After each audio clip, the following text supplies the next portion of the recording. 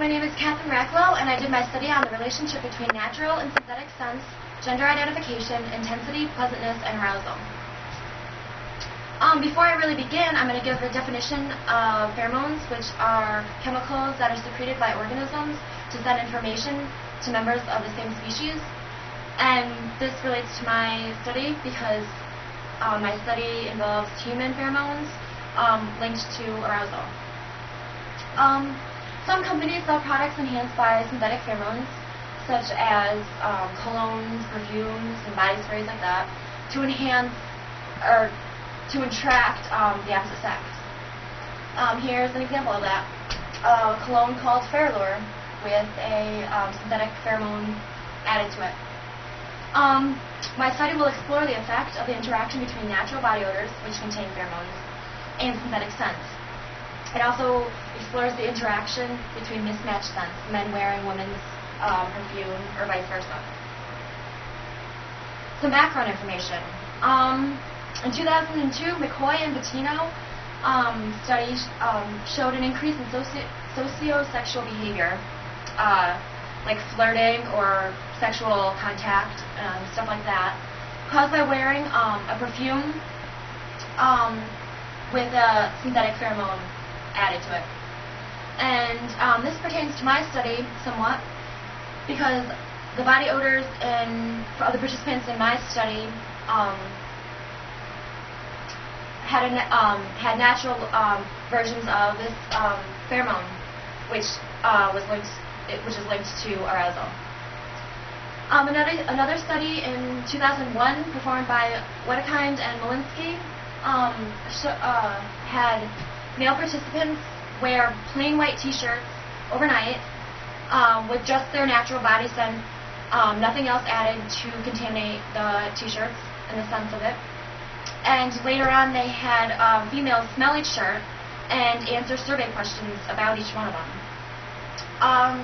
It showed that women prefer the scents of the men who were most dissimilar to their own genetic makeup.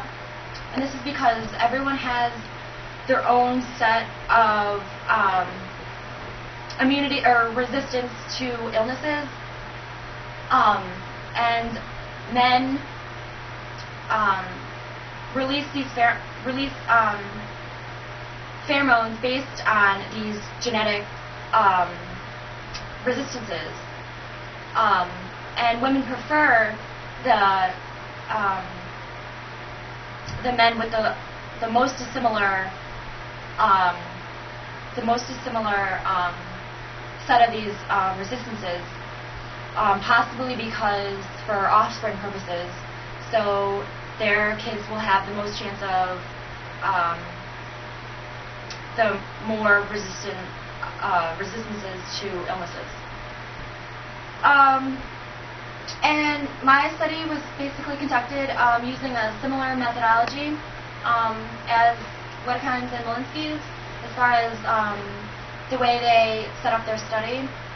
They used t-shirts as well, and however they used only natural body odor. I used natural body odor as well as synthetic scents. The constructs of interest, male versus female natural scent, along with matched and mismatched scents. Also, participants' perception of the gender and type of scent on a sauce sample, and the resulting intensity, pleasantness, and sexual arousal associated with the scents. Predictions. Basically, my prediction was that participants will be able to determine which gender natural scents came from. And this is because, basically just because I feel like people have like an idea already of what a girl smells like kind of and what a guy smells like. And that's basically the only thing I really based my prediction, or this prediction on. And then my other prediction is that when synthetic scents are introduced, I predict that participants will guess the scent came from whichever gender the product was intended for, and fail to recognize the natural scent they are paired with. And this is basically kind of the same as the thing I just said with the top, the gender from the natural sense, because I feel like people also have an idea of what the gender a certain product is intended for as well, like a girl cologne spray or a guy cologne spray. And the reason why I think they'll fail to recognize the natural scent that they are paired with is because the scented product will overpower the natural scent. So for the method, I had 2 Confederates first, a male and a female, wear 3 different shirts separately. The first shirt they wore was with only their natural body scent. The second shirt was their natural body scent and a male scented product. And the third shirt was they wore it with their natural scent and a girl scented product. And they wore each of these shirts for 12 hours, and I instructed them to try to limit at all costs the possible, anything that contaminate the shirts or change the scents, or minimize the intensity or anything like that. I then gathered 20 male participants and 11 female participants. The ages ranged from 18 through 24. And basically they just smelled each shirt worn by the 2 Confederates. And then they answered questions about each shirt after they smelled each one of them. And the survey questions were basically just which of the following best describes what the cloth smells like, a male, a female, or neither, and which of the following best describes the scent of the cloth, natural body scent, scented product, or both. And how would you best rate the intensity, the pleasantness, and level of sexual arousal associated with smelling each cloth? And the ratings were placed on a 7-point Likert type scale, with 1 being the least intense, pleasant, arousing, and 7 being the most.